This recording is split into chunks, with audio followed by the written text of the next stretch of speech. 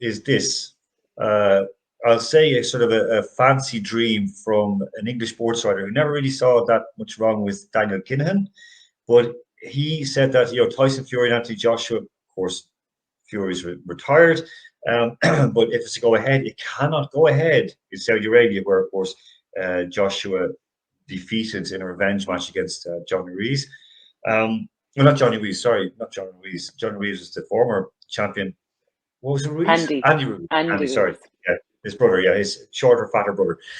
John Ruiz is a big guy who was world champion a long time ago, so it shows my age.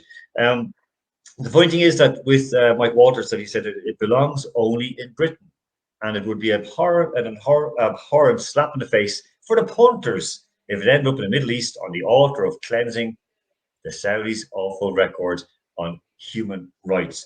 Written the same time as Afghan refugees are going to be sent down to Rwanda from England.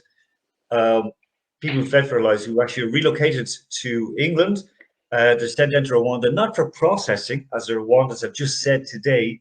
They're there to be integrated into the Rwandan community. So from Afghanistan to Rwanda, oh my goodness, Kabul to Kigali, it just doesn't make sense. And to start with you in this, a very, very quick minute on this. Fury Joshua, it can be held within a sealed room as what they did, or someone's back garden. Does it really matter? In this sense, money is why, for fairly obvious reasons. I mean, look, packing out a stadium, Esau, as we know, is a huge fan of the atmosphere, live out events. Live sport, you need the biggest venues packed full of people who want to be there. Now, from what I read, there was even talk of a specially built venue for the fight, which would just, for me, make it even worse. Look, a fight like this doesn't really need a great deal of promotion. It sells itself, doesn't it? I mean, look, whether you believe in how much of a grudge there is, it's two huge names in boxing. They could put it in virtually any stadium in the world and almost sell it out. So I find it very disappointing, to be honest. I think it would be very easily avoided. Whether you agree or not that this is screeching or not, it could easily be sold out at Wembley. It could be sold out in. You could sell out virtually any venue you want and avoid all of this talk. Now, whether you think that's fair or not is almost besides the point. You know this sort of talk is going to come. You know you're going to have to defend the people who call it abhorrent, a slap in the face. Whether it's right, whether that's right or not, you're going to have to face it. Well, avoid that in the first place. Take it somewhere where you can definitely sell out a huge amount of money. So, okay. I think it's disappointing. Okay, Isla, they're saying that this could be in the days before the World Cup final in Qatar. There seems to be an awful lot of jolly hockey sticks and Johnny Foreigner in this as well. Andrew's right that it can be held in Wembley Stadium and sell out. But Fury's retired. Is this the media trying to whip up something out of nothing because he's going to get readers clicking through on the website because he mentioned Saudi, LIV golf, and human rights all in the one article? Some beautiful bit of clickbaiting there. So basically, when you look at it, there's a few things to consider here. Firstly, Fury is ostensibly retired, as he likes to tell us.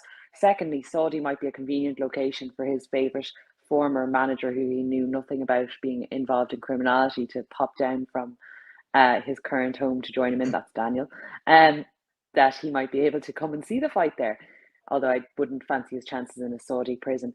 But more importantly, I think the thing here is we have to remember that AJ has to fight Usyk, and that's scheduled to likely happen in August in Saudi Arabia because it's where they're getting the biggest site fee. So let's not suggest that it's there because the Saudis are going to offer any great, like whether it's a purpose-built stadium for that or whether it's the best of the best in terms of what they'll provide for ring walks, what they'll provide the fighters with in terms of hotels, 6-star luxury, blah, blah, blah. It's there because it's the most money for the promoters, it's the most money for the boxers.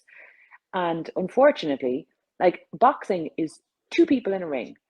One of those men could say, actually, do you know what? I don't want to go to Saudi Arabia. I feel I'm going to make a stand here. And there's only two of us. So if I say no, that ends the discussion. But neither of them will do that.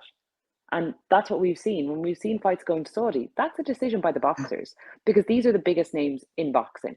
These are bigger, than any of the other names. Like if Anthony Joshua says, do you know what, I'm not going to Saudi Arabia, the fight's not going.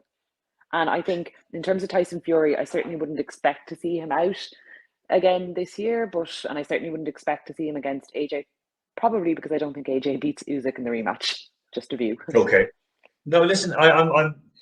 This is down to personal responsibility, which you both mentioned in terms of golf, which you mentioned in terms of going to Qatar, for example. If the footballers who were, wearing the rainbow laces or rainbow armbands or taking a knee in solidarity with oppressed peoples, surely they would do it, or not go to a country where they are, like LGBT people are oppressed, imprisoned, and murdered. Officially murdered, as in like sanctioned government executions.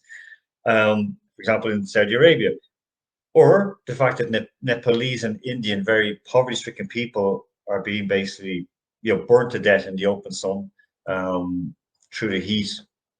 But of course, some lives matter more than others, and money wins overall.